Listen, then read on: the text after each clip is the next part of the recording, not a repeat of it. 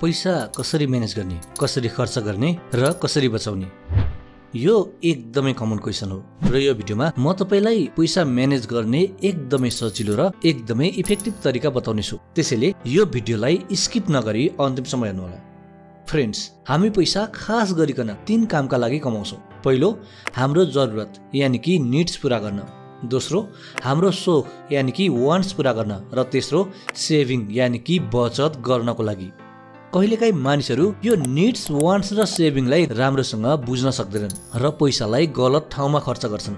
त्यसपछि न त उनीहरू सेभिङ गर्न सक्छन्, न त आफ्नो निड्स पूरा गर्न सक्छन्, न त उनीहरूको सोख नै पूरा हुन्छ। आजको यो भिडियोमा म तपाईलाई मनी म्यानेजमेन्टको 50-30-20 रुल्सको बारेमा बताउने छु, जसबाट तपाईले तपाईको निड्स, वान्ट्स र सेभिङलाई सही हिसाबले म्यानेज गर्न सक्नुहुन्छ। यो 50-30-20 को बेसिक कन्सेप्ट यो हो कि तपाईले तपाईको इन्कमको 50% आफ्नो निड्स पूरा गर्न लगाउनुस्, 30% ले आफ्नो सोख पूरा गर्नुस् र बाँकी 20% सेभिङ गर्नुस्। यो नियमलाई आफ्नो दैनिक जीवनमा चाहिँ कसरी लागू गर्ने त, त्यो म तपाईलाई अगाडि बताउने छु। सबैभन्दा पहिले चर्चा गरौँ निड्स यानि कि आवश्यकताको। यसमा तपाईले तपाईका त्यो खर्चहरूलाई सामेल गर्नुस् जुन खर्च तपाईको आवश्यक खर्च हो वा जुन खर्च बिना तपाईको घर नै चल्दैन।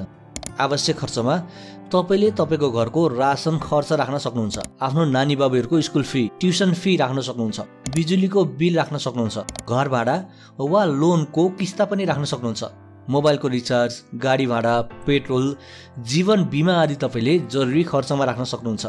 यसमा तपाईले तपाईका ती सबै खर्च राख्न सक्नुहुन्छ जुन तपाईले नगरी हुँदैन र जुन खर्चको कुनै अल्टरनेटिभ पनि छैन। तपाई आफ्नो सबै जरुरी खर्चलाई क्याल्कुलेट गर्नुस् र कोसिस गर्नुस् कि ती सबै खर्च तपाईको इन्कमको 50% को दायरा भित्रै अटोस्। यदि तपाईलाई 50% ले खर्च पुग्दैन जस्तो लाग्छ भने त्यसलाई 60% गरिदिनुस् र आफ्नो वान्ट्सलाई चाहिँ 20% गरिदिनुस्। जब तपाईले यो रुल्स बनाउनुहुन्छ तपाईले बिना एक्सक्युज यो नियमलाई पुरै पालन गर्नुपर्छ र यो पनि ध्यानमा राख्नु होला, भविष्यमा यदि तपाईको स्यालेरी बढ्यो या इन्कम बढ्यो भने पनि तपाई यो रुल्स तोड्नु हुनेवाला छैन। सेकेन्ड पार्ट हो वान्ट्स यानि कि सोख। यसमा तपाईले तपाईका ती खर्चलाई राख्नुस् जुन तपाई गर्न चाहनुहुन्छ तर गर्नै पर्छ भने जरुरी चाहिँ छैन। हुन सक्छ तपाईलाई एउटा नयाँ मोबाइल किन्न मन लागेको छ जबकि तपाईको पुरानो मोबाइलले मज्जाले काम गरिरहेको छ। यदि तपाईले यो खर्च गर्नुभयो भने यो तपाईको आवश्यकता होइन, चाहना हो। यस्तै घुमघाममा जानु, होटेलमा खाना खानु, महँगो कपडा किन्नु या यस्तै खाले खर्चहरू तपाईको आवश्यक खर्चमा होइन, तपाईको सोखमा पर्छन्, तपाईको चाहनामा पर्छन्। यसलाई म्यानेज गर्न तपाईले यी सबै खर्चहरूलाई आफ्नो इन्कमको 30% बाट खर्च गर्नुपर्छ।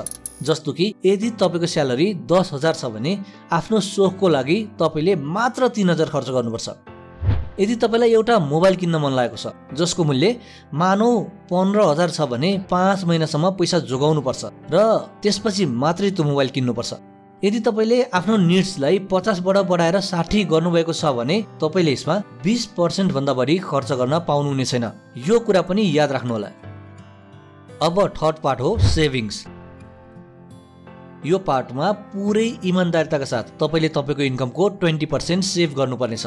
तपाईले यो कुरा बुझ्न एकदमै जरुरी छ कि यहाँ तपाईले चिटिङ गर्नुभयो भने लङ टर्ममा तपाईलाई नै प्रब्लम हुनेछ र मलाई विश्वास छ तपाई यस्तो पक्कै पनि चाहनुहुन्न होला।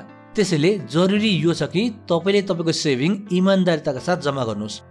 यो सेभिङमा पनि तपाई 10% क्यास सेभिङ गर्नु होला र बाँकी 10% शेयर मार्केट वा अन्य कुनै ठाउँमा इन्भेस्ट गर्न सक्नुहुन्छ। यसो गर्दा यदि तपाईले लगानी गरेको ठाउँ डुब्यो भने पनि तपाईसँग 10% क्यास सेभिङ त रहन्छ। यदि तपाई ठिकठाक कमाउनुहुन्छ र आफूमा कन्ट्रोल गर्न सक्नुहुन्छ भने यो रुल तपाईले आनन्दसँग पालन गर्न सक्नुहुन्छ र आफ्नो लाइफमा आफ्नो आवश्यकता, सोख र सेभिङलाई मज्जाले म्यानेज गर्न सक्नुहुन्छ। यो भिडियोमा यति नै। भिडियो मन पर्यो भने भिडियोलाई लाइक गर्नु होला, कमेन्ट र सेयर। एकछिन भिडियो नछोड्नुस् है।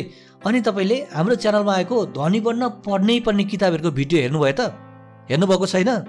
अनि कसरी धनी बन्नुहुन्छ त? त्यसको लागि यो स्क्रिनमा आएको भिडियोमा क्लिक गर्नु होला। तपाईको र मेरो भेट त्यही भिडियोमा नै छ। यहाँ चाहिँ बाइ।